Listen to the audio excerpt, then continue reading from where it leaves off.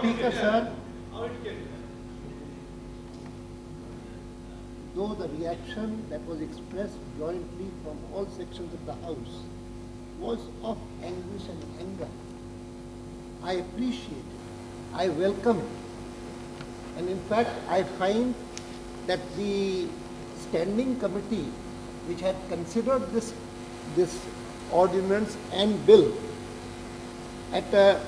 following a decision taken at a meeting convened by you, in which the government pointed out that unless an expeditious decision is taken, this ordinance will lapse.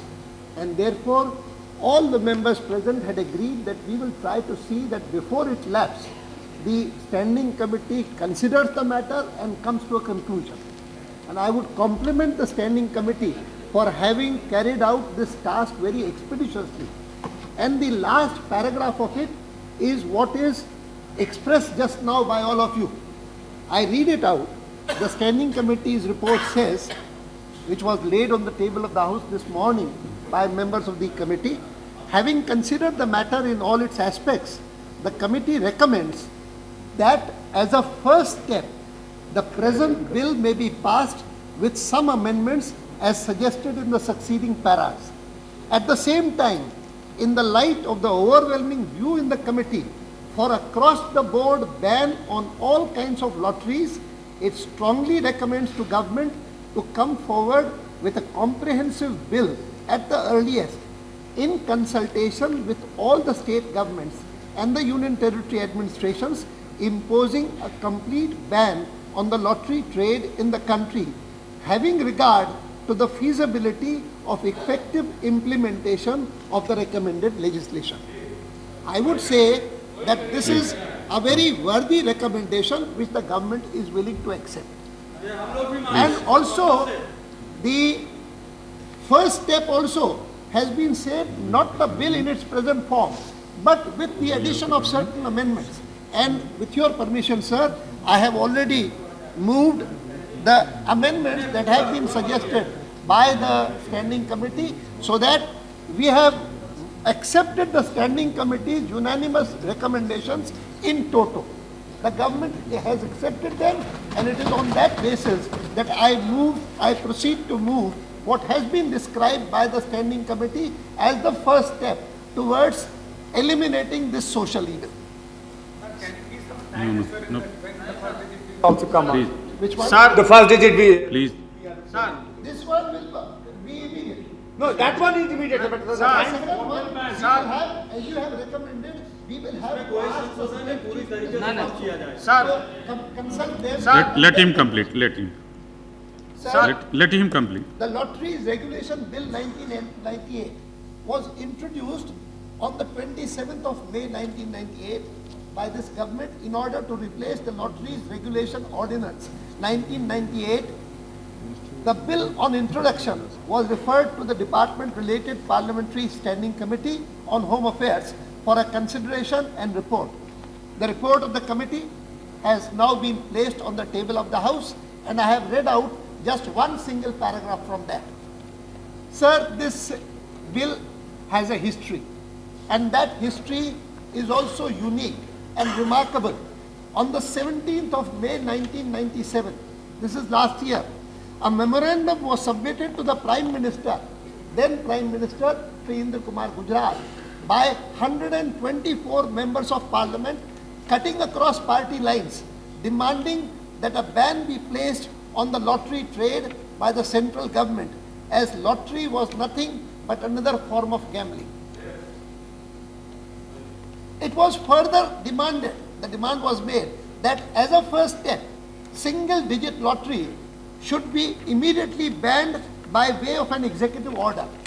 Personally, I believe that at that stage itself, if there had been a legislation, a regular law, because what Dr. Subhiram Reddy has said is quite correct, that normally one should enact laws by taking bills to the legislature, not by ordinance. I entirely agree with that. In this case, if we had not enacted an ordinance, what would have happened is that trade that has been suspended for such a long time, single digit lottery, etc., it would have been revived. And this brief period when the ban was not there, it would have done immense harm to the poorer sections of society who are the worst affected by this. Considering the exigencies of the matter, and as Parliament was not in session, the Lotteries Regulation Ordinance 1997 was promulgated on the first day of October 1997. Later on, it was re-promulgated on the 30th day of December 1997. As the Lotteries Second Ordinance 1997 was going to lapse on the 5th of May 1998, the President promulgated on the 23rd day of April 1998 the Lotteries Regulation Ordinance 1998, which we are about to replace now with a regular bill.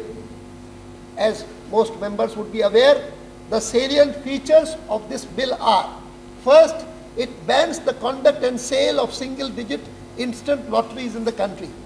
Second, it regulates the conduct and sale of other types of lotteries by stipulating certain conditions. Third, it enables the state governments to ban the sale of lotteries of other states in their own jurisdiction. Some states have gone to court on this issue. I would appeal to them to consider the public opinion in the country which regards lotteries as a kind of gambling and cooperate with everyone to see that matters are sorted out. And the last, it enables the central government to issue such directions as are considered necessary to conduct the lottery trade. Now, the amendments that I have proposed are, firstly, an explicit provision in clause 4 of the bill that the sale proceeds of the tickets, either sold in retail or wholesale, should be credited to the funds of the government. Second, the term bumper draw has been suitably defined to achieve the desirable objective. Third, clause 5 of the bill, which relates to prohibition of sale of lottery tickets in a state, is sought to be suitably modified with a view to ensuring its uniform application by all the states.